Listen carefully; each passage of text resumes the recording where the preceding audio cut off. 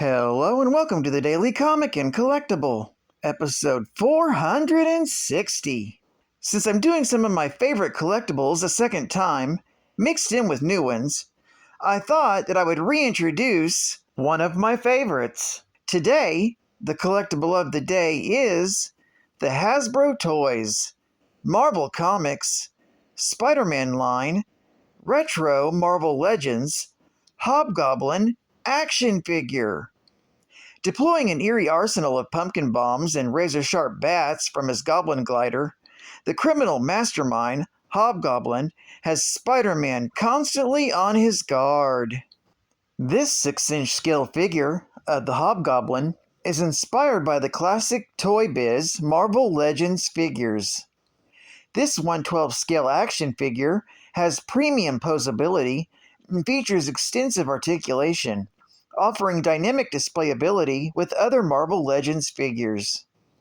This Hobgoblin features classic deco and accessories, including a signature goblin glider, crossbody pumpkin bag, and pumpkin bomb. This figure also includes a retro-style card back inspired by the classic Toy Biz Toys designs. Released in 2021 by Hasbro Toys. Now, the comic of the day is Amazing Spider-Man, Volume 1, issue number 289, with a cover date of June 1989, with story by Peter David, art by Alan Kupperberg and Tom Morgan, and cover by Tom Morgan. This issue is titled The Hobgoblin Revealed. This story follows the events of Spider-Man vs. Wolverine, issue number 1, from February of 1987. The story opens with Jason Masondale in a meeting with the Foreigner, seeking to hire him to eliminate the Hobgoblin. Shockingly, within a single phone call, the Foreigner has Masondale's nemesis eliminated. Sometime later, Peter Parker is among Betty Leeds and his Daily Bugle colleagues as the body of Ned Leeds is being offloaded from a plane. Ned was killed while on assignment in Germany, investigating a story. Peter blames himself as he was with Ned at the time, but failed to save his life. After the plane is offloaded, Customs begins searching the coffin for contraband, much to the upset of Betty, and earns the ire of J. Jonah Jameson. Jonah then berates Peter Parker for not having his camera to photograph the security agents. When Joe reminds Jonah that Parker was there when Ned was murdered, this prompts Peter to think back to that moment, when he and Ned were in Berlin, investigating a group of spies. While they were there, Peter was tracked by the mutant hero known as Wolverine, who told Parker that he needed to talk. Peter recalls how he returned to his hotel room. He found Ned tied to a chair with his throat slit. Even though Wolverine told Spider-Man not to get involved, Spider-Man did what he could to avenge the death of Ned Leeds. Peter wonders why, especially after he decided to give up being Spider-Man. As Peter comforts Betty, his spider sense kicks off, warning him of the presence of the Hobgoblin. Peter recalls how he vowed to capture the Hobgoblin and clear Flash Thompson's name. Peter partially blames the Hobgoblin for what happened to Ned. Had he captured the Hobgoblin, he would have never gone to Berlin, and he figures Ned would still be alive. Jonah admits to Joe that he's lashing out at everybody because he blames himself for Ned's death. For years, he found it easy to blame everything on Spider-Man, but for the first time he can't, because as far as he knows, Spider-Man was thousands of miles away. Peter overhears this as he walks away with Betty, and winces. Later, at the headquarters of the Kingpin, the crime boss meets with his associate, the Foreigner, for a game of chess. The Kingpin is not happy with the news that the Foreigner had the Hobgoblin killed. This is because the Hobgoblin kept the Rose busy, allowing the Kingpin to continue his operations uninterrupted. The Kingpin warns that such a move, without informing him, could be disastrous. The foreigner wins the chess game by putting the Kingpin into a checkmate. He then tells the Kingpin that he was hired to do a job, and his elimination of the Hobgoblin was business and nothing personal. After he leaves, the Kingpin orders his secretary to bring him the life he has on the Hobgoblin. He also asks to put the word out on the street that he wants to speak with Spider-Man to give him all the information on the Hobgoblin that he has, including his secret identity. The following day, Peter Parker is among those attending Ned Leeds' burial. Everyone is shocked when Betty begins thinking that Ned might not be dead and asks that the coffin be opened up just to make sure. That's when Peter rushes Betty home, where she seems to have not only blacked out the fact that her husband is dead, but also that they ever had any troubles in their relationship. She assures Peter that she'll be fine because her mother is coming to visit soon. Satisfied that someone will be coming to look after her, Peter heads out. He begins to think about all the losses that Betty's had in her life, when he suddenly remembers that Betty's mother is dead. Realizing that he's out of his league, Peter decides to call Mary Jane to see if she will come by and keep an eye on Betty. Not far from Peter, Flash Thompson hides out in an alley. He's been hiding again ever since the Hobgoblin attacked him at Betty's home. He recalls how the Hobgoblin beat him into unconsciousness, and that both the villain and Betty were gone when he came to. Seeing a police car, Flash decides to turn himself in. However, the officer blows him off before he can tell them who he is, and then rushes off to the scene where an officer is down. Later, at the Rose's headquarters, the masked villain has found the situation with the Hobgoblin has reached its end. However, he discovers that his assistants, Mr. Varley and Mr. Johnson, are dead. He vows to avenge them by eliminating their killer. It's then that the Hobgoblin reveals himself and takes ownership for killing Varley and Johnson. The Rose is surprised as he heard that the Hobgoblin is dead. He tells the villain that his father, the Kingpin, has a file with the information on the Hobgoblin, including his true identity, and that he intends to turn it over to the Spider-Man. This is of interest to the Hobgoblin, as he rockets out of Rose's hideout on his Goblin glider. Meanwhile, Spider-Man arrives at the Kingpin's office to ask what the crime lord wants. The Kingpin hands him the file he has on the Hobgoblin, telling him to take all the time he needs to read it over. The Kingpin then leaves his office and tells his guards that he will be leaving and to make preparations. He stops one of his minions and reveals that he knows that he bugged the room for the Rose and kills him when he admits to it.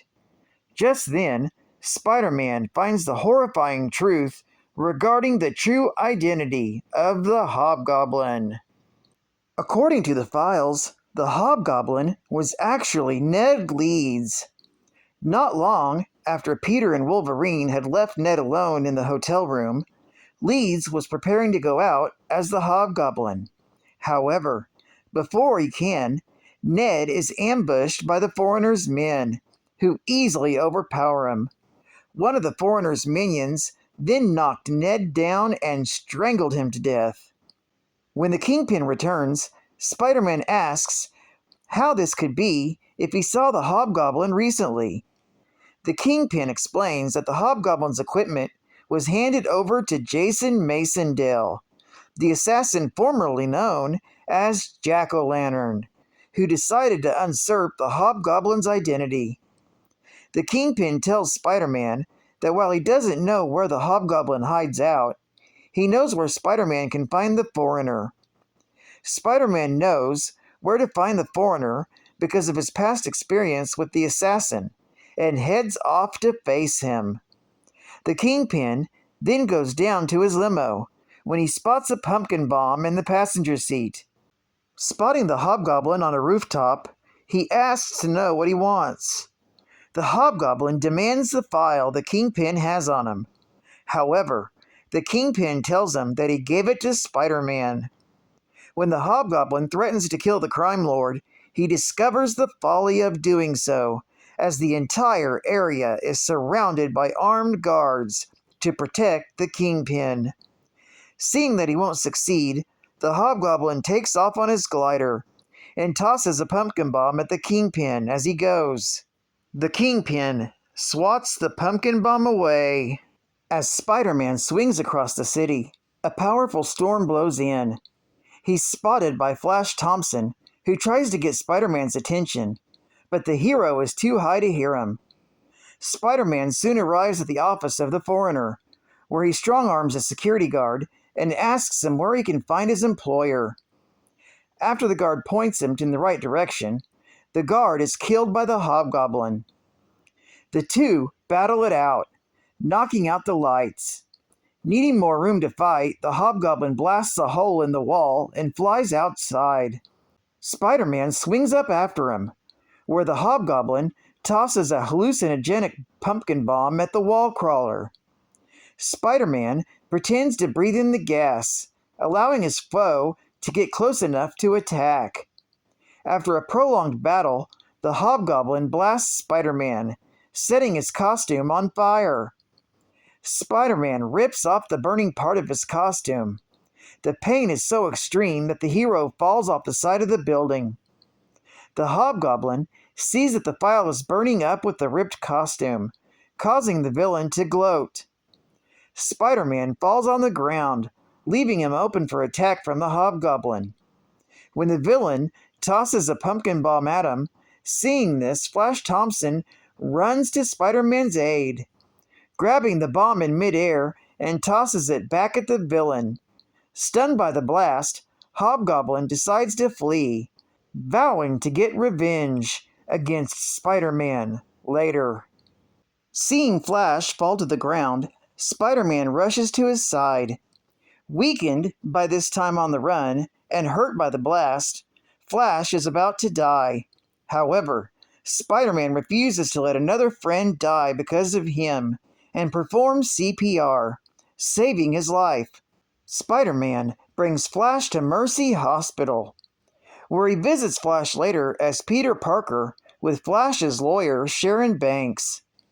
After he tells them how Spider-Man saved his life, they are visited by Blake Tower, the New York City's district attorney. He tells them that due to eyewitness accounts of Flash Thompson facing the Hobgoblin, all the charges against him are being cleared. When they wonder who the real Hobgoblin is, Peter thinks of keeping this a secret to himself, more because he's concerned what it will do to Betty. Later, the Foreigner and the Kingpin are playing chess again. The Foreigner is impressed of how he manipulated both Spider-Man and the Hobgoblin. After their match, the Kingpin hands the Foreigner an envelope and tells him not to open it until he leaves. In the elevator, the Foreigner opens the envelope and realizes that it has an explosive that will go off in 3 seconds. Because of his skill, the Foreigner is able to get out alive. He returns to the Kingpin's office, where he applauds the Kingpin for the attempt on his life, and agrees to meet him again next week for another game. Back at his apartment, Peter Parker tells Felicia Hardy that he's decided to continue being Spider-Man, recalling advice from his Aunt May telling him that Parkers aren't quitters. However, he doesn't know what to do now with his costume in tatters. However, that's when Felicia reveals that she sewed him a number of new black and white costumes. Spider-Man thanks her and then goes out web-slinging as Spider-Man. Geek Fact: this is considered a key issue, featuring the first appearance of the 5th Hobgoblin, Jason Mason Dale, formerly known as Jack-O-Lantern. Bonus Geek Fact: Ned was murdered in Spider-Man vs. Wolverine, issue number 1, from February of 1987. Although he is buried in this issue, he's resurrected years later in Clone Conspiracy, issue number 4, from March of 2017. Another bonus geek fact.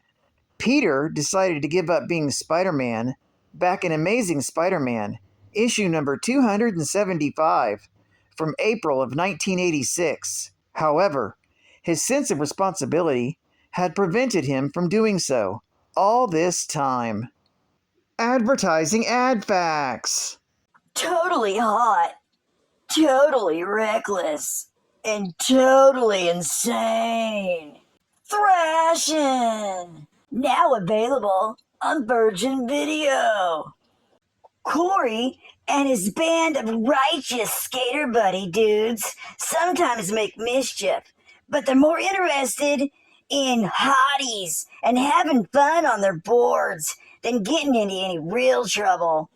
But notorious enemy crew, the Daggers, led by Tommy Hook, gets their kicks terrorizing the locals at Venice Beach, where Corey starts dating Tommy's kid sister. The Daggers are furious. The boys then take their beef to the L.A. Massacre, a deadly skate race down a gnarly canyon road. So you gotta check out the most bodacious movie that was on the big screen, now on the little screen. Check out the new gnarly Thrashing on Virgin Home Video.